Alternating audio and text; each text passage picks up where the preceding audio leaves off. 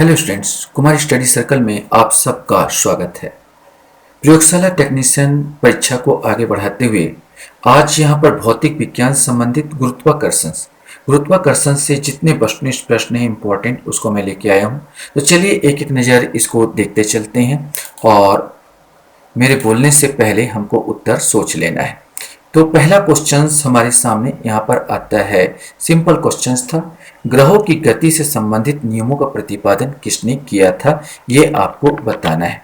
Kepler ने, Newton ने, Einstein ने या गैलीलियो ने। सही आंसर ए आएगा, केपलर ने किया है। जी का मान सबसे अधिक होता है, ये आपको बताना है। पृथ्वी के केंद्र पर, पृथ्वी के सतह पर, पृथ्वी के कुछ ऊंचाई पर, पृथ्वी के सतह के कुछ नीचे पर।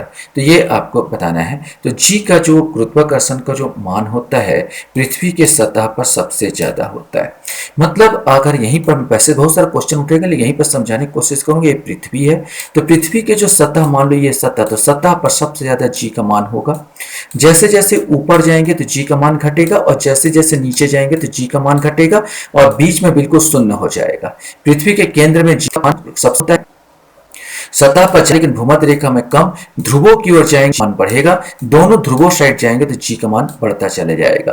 पृथ्वी अगर तेजी से राउंड मारना स्टार्ट कर दे तो जी का मान कम होता चला जाएगा, स्थिर हो जाए तो जी का मान बढ़ जाएगा। ये कुछ छोटे से फार्मूला है, छोटा सा वो है जिसको आपको दिमाग में बैठा के रखना है। इसी संबंधित बहुत सारे क्वेश्चन यहाँ पर पूछे जाएंगे। क्वेश्चन आता है, सार्वत्रिक गुरुत्वांक जी का मान होता है, इसमें से आपको बताना है कि जो गुरुत्वाकर्षण है जी का मान वो कितना होता है। ये ऑप्शन आपके पास दिए जिसमें से आपको बताना है। सही आंसर इसका सी आएगा, 6.67 इंटू 10 से 11 न्यूटन प्रति वर्ग मीटर अपान किलोग्राम प्रति वर्ग मीटर। ये आपका आता है, मैंने सी वाला ऑप्शन आएगा।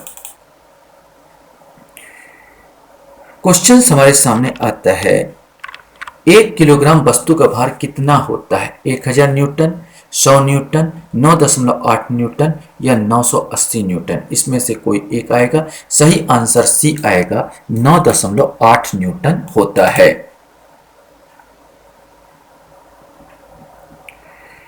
क्वेश्चन हमारे सामने आता है, चंद्रमा पृथ्वी के चारों ओर चक्कर किस बल के कारण लगाती है? गुरुत्वाकर्षण, गुरुत्व बल, पृथ्वी का चुंबकीय बल या विकेंद्रीय बल। सही आंसर गुरुत्वाकर्षण बल के कारण ये पृथ्वी के चारों ओर चंद्रमा चक्कर लगाती है। कैपिटल जी और स्मॉल जी में क्या संबंध है, ये आपको यहाँ पर बताना है। ये ऑप्शन दिया गया है। थोड़ा सा अगर आपको 12वीं की परीक्षा आपने पढ़ा होगा 12वीं 11वीं में, तो कैपिटल जी एक नियतांक होता है जिसे सार्वजनिक गुरुत्वाकर्षण नियतांक कहते हैं। इसका मान लगभग 6.67 इंटू 10 से 11 अभी बताया था, 10 से 11 न्यूटन प्रति वर्ग मीटर अपान प्रति किलोग्राम वर्ग मीटर होता है। तो ये इसका न्यूटन ये होता है, कैपिटल जी जिसको बोला जाता है। जबकि स्मॉल जी की अगर बात कर लिया जाए तो स्मॉल जी जो होता है ये पृथ्वी के गुरुत्वाकर्षण के कारण किसी पिंड पर लगने वाले त्वरण को दर्शाता है। ये पृथ्वी के गुरुत्वाकर्षण कारण किसी पिंड पर लगने वाले त्वरण को दर्शाता है। पृथ्वी के सतह पर जी का जो मान 9.8 मीटर प्रति वर्ग सेकंड होता है। ये इसका अंतर दोनों में होता है। तो यहाँ पर अगर मेरे को अंतर पूछा जाए जी और जी में क्या संबंध होता है, थोड़ा सा मैं समझाने की कोशिश कर रहा था। तो ये जो स्मॉल जी बराबर जो होता है capital G M metre upon R त्रिज्या का स्क्वायर, ये होता है। ये वाला आंसर यहाँ पर आएगा, छठवें का डी। क्वेश्चन हमारे सामने यहाँ पर आता है, निर्वात में वस्तु का भार कितना होता है? तो देखो, निर्वात में, जहाँ हवा ना हो तो वस्तु का भार शून्य हो जाएगा, वहां पर वस्तु का भार शून्य हो जाएगा, अर्थात डी 0 न्यूटन यहाँ पर दर्शाएगा। किसी वस्तु को पृथ्वी से अंतरिक्ष में ले गया, निम्न से किसका मान अपरिवर्तित रहेगा? द्रव्यमान, भार, आयतन, इनमें से कोई नहीं। सही आंसर ए आएगा, द्रव्यमान। आपका भार बदल जाएगा, आयतन बदल सकता है, लेकिन द्रव्यमान में कोई अंतर फर्क नहीं पड़ता। यहाँ पर द्रव्यमान नहीं बदलेगा, अपरिवर्तित नहीं होगा। क्वेश्चन हमारे सामने आता है, चंद्रमा पर भार पृथ्वी पर के भार के कितना गुना होता है? तो यहां पर सही आंसर भी आएगा 1/6। 1/6 यहां पर आता है।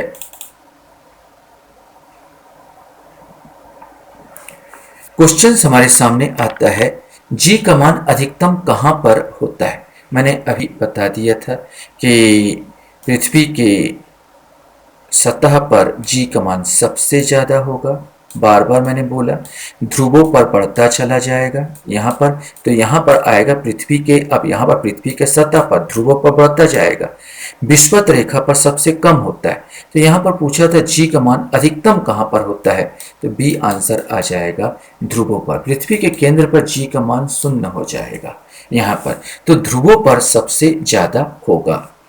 क्वेश्चन हमारे सामने है, पृथ्वी के केंद्र पर जी का मान कितना होता है? मैंने बार बार बता दिया था कि गुरुत्वाकर्षण यहाँ पर केंद्र पर 0 होता है, तो डी आंसर यहाँ पर 0 आ जाएगा। क्वेश्चन हमारे सामने यहाँ पर आता है, किसी मीनार की चोटी से 1 किलोग्राम और 20 किलोग्राम वस्तु को 0 वर्ग मीटर प्रति सेकंड के वेग से एक साथ गिराया जाता है। पृथ्वी पर सबसे पहले कौन टकराएगा? अर्थात एक मीनार है, ये मान के चलिए एक मीनार है, और इस मीनार से एक आपका 1 किलो का है और एक 20 किलो का वजनी एक साथ गिराया जाता है ऊपर से। कौन यहाँ पर सबसे पहले आएगा, टकराएगा? अगर आप सोच रहे हैं कि बड़ा वाला पहले टकराएगा, तो गलत हो जा रहे हैं।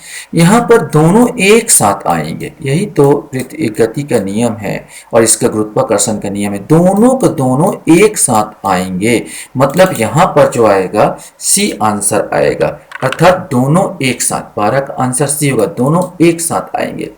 पृथ्वी की त्रिज्या लगभग कितनी है, ये आपको बताना है। भूगोल पढ़ते होंगे, पृथ्वी का पूरा आ जाता, पूरा व्यास अगर बात कर लिया जाए तो 12,800 के आसपास होता है। उसका अगर हाफ कर लिया जाए तो 6,400 ये त्रिज्या होगी। यहाँ से यहाँ तक व्यास होता और ये आधा त्रिज्या होगा, आर होगा, तो 6,400 पृथ्वी का त्रिज्या लगभग 6,400 यहाँ पर आएगा। क्वेश्चन हमारे सामने आता है, गुरुत्वाकर्षण का सार्वत्रिक नियम किस वैज्ञानिक ने दिया था? ये आपको बताना है। न्यूटन, केपलर, गैलीलियो या आइंस्टाइन? सही आंसर ये आएगा, न्यूटन ने दिया था।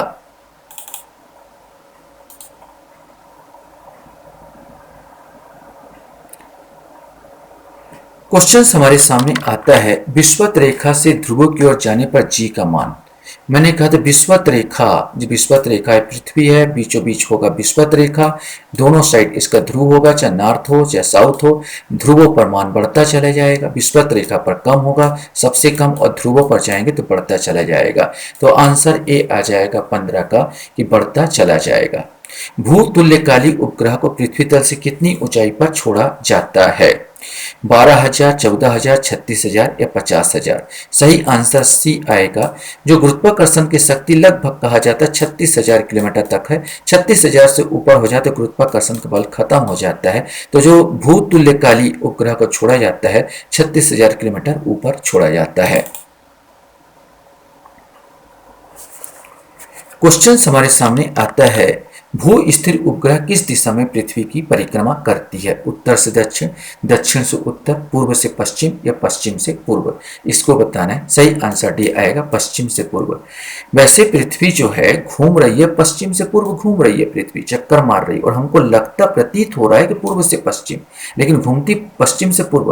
और जो भू स्थिर उपग्रह भी होता है वो भी पृथ्वी के सदस्य ही घूमता है, अर्थात पश्चिम से पूर्व ही घूमता है, चक्कर लगाता है। इसीलिए एक जैसा समान और जिस जगह स्थिर कर दिया जाए उस जगह का वो बताता रहता है, भू स्थिर उपग्रह कहलाता है। भारत के बारे में जानना है तो भारत के बारे में ही पूरा बताएगा। पृथ्वी तल से ऊंचाई की ओर जाने पर जी का मान पहले ही बताया था, बढ़ता है, घटता है, अपरिवर्तित रहता है, कभी बढ़ता है तो कभी घटता है।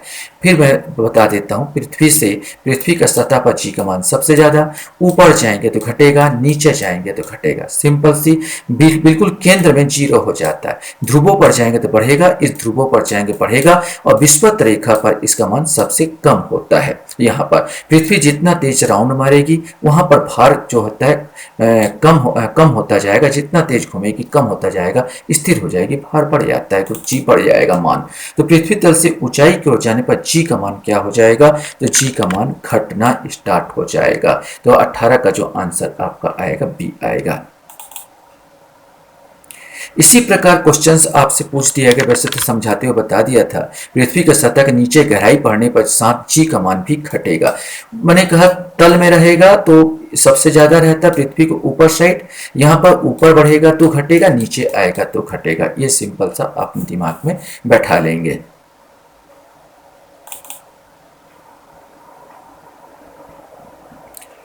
क्वेश्चन हमारे सामने आता, भू तुल्यकाली उपग्रह का कक्षीय वेग कितना होता है, यह आपको बताना है। 4 ऑप्शन आपके सामने दिए गए हैं। सही आंसर इसका होता है 4.1 किलोमीटर प्रति सेकंड। भू स्थिर उपग्रह का आवर्तकाल कितना होता है, 24 घंटे, 12 घंटे, 365 दिन या 10 दिन।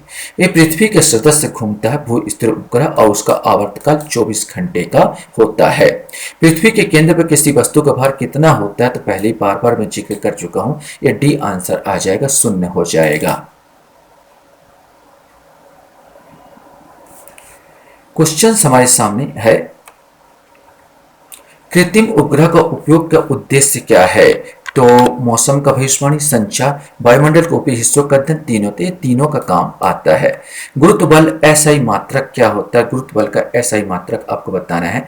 डाइन न्यूटन, न्यूटन सेकंड या किलोग्राम प्रति सेकंड, इसमें से आपको बताना है। सही आंसर बी आएगा, न्यूटन होता है। गुरुत्व बल का एसआई मात्रक न्यूटन होता है।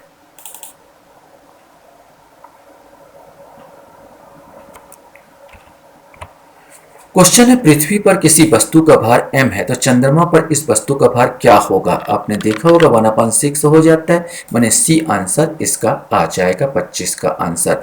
स्वतंत्र रूप से गिर रहे वस्तु का गुरुत्व त्वरण निम्नलिखित में से किस पर निर्भर करता है, वस्तु के द्रव्यमान, वस्तु के भार, वस्तु घनत्व, इनमें से कोई नहीं। पहले ही बता दिया, चाहे 1 किलो का हो चाहे 20 किलो का हो, एक साथ नीचे गिरेगा, मतलब इसके भार, द्रव्यमान, इसे कोई लेना देना ही नहीं घनत्व से, माने डी आंसर आ जाएगा, इनमें से कोई नहीं। तो 26 का जो आंसर आएगा डी आएगा।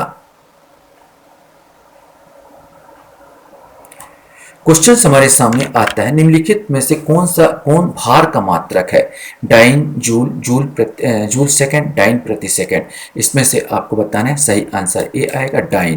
पृथ्वी का चक्कर लगा रहे किसी उपग्रह के अंदर बैठे व्यक्ति का भार होता है, पृथ्वी पर के वास्तविक भार से अधिक, पृथ्वी पर वास्तविक भार से कम, पृथ्वी पर के वास्तविक भार के बराबर, 0। तो सही आंसर डी आएगा, उसका भार क्या होगा, 0 होगा। क्वेश्चन हमारे सामने है, पृथ्वी पर परिक्रमा कर रहे किसी उपग्रह पर रखे साधारण पेंडुलम का आवर्तकाल होता है 0, अनंत, पृथ्वी के सतह का आवर्तकाल के बराबर, निश्चित मान नहीं रहे। आंसर भी आएगा, अनंत होता है। एक बार पृथ्वी की परिक्रमा के लिए छोड़े गए उपग्रह गति के लिए अपना ऊर्जा कहां से प्राप्त करते हैं, ये आपको बताना है कि एक बार पृथ्वी पर परिक्रमा के लिए छोड़े गए उपग्रह गति के लिए अपना ऊर्जा कहां से प्राप्त करते हैं। तो ये तो आपको मालूम है कि उनका सोलर पैनल खुल जाता है और ऊर्जा लेते हैं सोलर पैनल से। किसी वस्तु को कितना वेग से छोड़ने पर वापस पृथ्वी पर नहीं आती, 11 मीटर प्रति सेकंड, 100 किलोमीटर प्रति सेकंड, 11.2 किलोमीटर प्रति सेकंड, 21.1 किलोमीटर प्रति सेकंड, इसमें से आपको बताना है। सही आंसर सी आएगा, 11.2 किलोमीटर प्रति सेकंड की रफ्तार से छोड़ने पर वो वापस नहीं आएगी। क्वेश्चन हमारे सामने यहाँ पर आता है, गुरुत्वाकर्षण के सार्वत्रिक नियम के अनुसार गुरुत्वाकर्षण बल F और दो वस्तुओं के बीच की दूरी R में निम्न संबंध होता है, ये आपको बताना है। सही आंसर आपको खोजना है, तो सही आंसर ये आएगा, F अनुक्रमानुपाती 1/r का स्क्वायर, ये आंसर आएगा।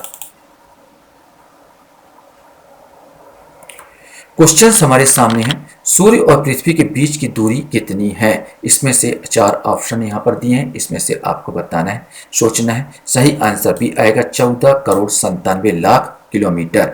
ग्रह सूर्य के चारों ओर किस तरह की कक्षाओं में चक्कर लगाते हैं, वृत्तीय, वर्गाकार, दीर्घवृत्ताकार, इनमें से कोई नहीं, बिल्कुल कॉमन क्वेश्चन है, दीर्घवृत्ताकार में चक्कर लगाते हैं।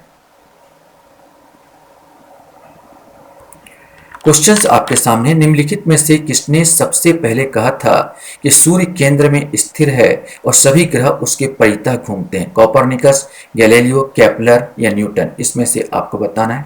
सही आंसर ए आएगा, कोपरनिकस ने कहा था और इसी कारण उसको देश निकाले की सजा भी हुई थी। केपलर के नियम के अनुसार ग्रह सूर्य की परिक्रमा करते हुए समान समय अंतराल में समान क्षेत्रफल तय करती है, असमान क्षेत्रफल तय करती है, सूर्य के ज्यादा निकट कम क्षेत्रफल तय करती है, सूर्य से अधिक दूरी स्थिति में अधिक क्षेत्रफल तय करती है। इसमें से आपको बताना है। सही आंसर बी आएगा, असमान क्षेत्रफल तय करती है। एक और सूत्र दिया गया, केपलर के ग्रहों की गति संबंधी आवर्तकाल के नियम अनुसार टी आवर्तकाल हो और आर अर्ध आवर्तकाल हो, तो इसमें से कौन सा सूत्र यहाँ पर काम करेगा ये आपको बताना है। तो इसमें से 37 का आंसर आपको बताना है। 37 का आंसर बी होगा, टी स्क्वायर अनुकरण प्रति आर तिरघात। इसका अर्थ ये होता है, अर्थात जो ग्रह सूर्य से जितनी अधिक दूर होगा उसका परिक्रमण काल उतना ही अधिक होगा। इसका अर्थ होता है कि जो ग्रह सूर्य से जितनी अधिक दूरी पर होगा उसका परिक्रमण काल भी उतना अधिक होगा। क्वेश्चंस एक और सूत्र पर आधारित ही क्वेश्चंस यहां पर है। निम्नलिखित में से कौन गुरुत्वाकर्षण का सार्वत्रिक नियम को दर्शाता है, यह आपको बताना है। इन सूत्रों में से आपको बताना है। तो सही आंसर ये वाला आ जाएगा, F अनुपात m1 m2 अपन r का स्क्वायर। इसको ऐसे समझ सकते हो, एक पिंड यहाँ पर है जिसको मैं m1 मान लूँ और एक पिंड यहाँ पर है जिसको मैं m2 मान लूँ। तो यहाँ पर m1 m2, यहाँ पर एक फोर्स लग रहा है जिसको मैं F1 मान लूँ और ये आकर्षित करेगा, एक दूसरे को सब आकर्षित करते हैं, तो इसको F1 मान लिया और इसको मान लिया F2 मान लिया। अब यहाँ से लेके यहाँ तक अगर दूरी इनका देख लिया जाए, जिसको यहाँ से यहाँ तक दूरी, तो बीच में काटूं तो यहाँ पर R से निरूपित करूंगा, तो एक सूत्र यहाँ पर बन जाता है। या F1 यहाँ पर करें, F1 बराबर F2, जो भी बोले F1 बराबर F2 आएगा, यहाँ पर बराबर एक G नियतांक जो कह देते हैं, और M1 M2 ये द्रव्यमान है, M1 into M2, M1 into M2 अपन R, आधा R इधर आधा R इधर, पूरा तो R का हो जाएगा स्क्वायर। तो ये सूत्र बन जाता है इसका। तो ये अपने पास यही आ जाए, F जो सूत्र हमने 38 का आंसर बताए थे, C F अनुक्रमाती M1 M2 अपन R का स्क्वायर, ये C वाला आंसर यहाँ पर आएगा। क्वेश्चन हमारे सामने यहाँ पर आता है, पृथ्वी और सूर्य के बीच का गुरुत्वाकर्षण बल कितना है, ये आपको बताना है। तो इसमें से आपको पृथ्वी और सूर्य के बीच का गुरुत्वाकर्षण बल, सही आंसर ए आएगा, 5.5 इंटू 10⁻27 न्यूटन के आसपास होता है। गुरुत्वाकर्षण का सार्वत्रिक नियम किस पर लागू होता है? बड़ी वस्तु पर, छोटी वस्तु पर, भारी वस्तु पर? भाई सब पर लागू होगा। गुरुत्वाकर्षण का नियम सब पर लागू होगा, चाहे भारी हो, छोटी हो या हल्की हो। आशा करता हूँ ये वीडियो भी आपको अच्छा लगा होगा। आप लोग मेरे वीडियो को वॉच करते हैं इसलिए धन्यवाद। Thank you very much.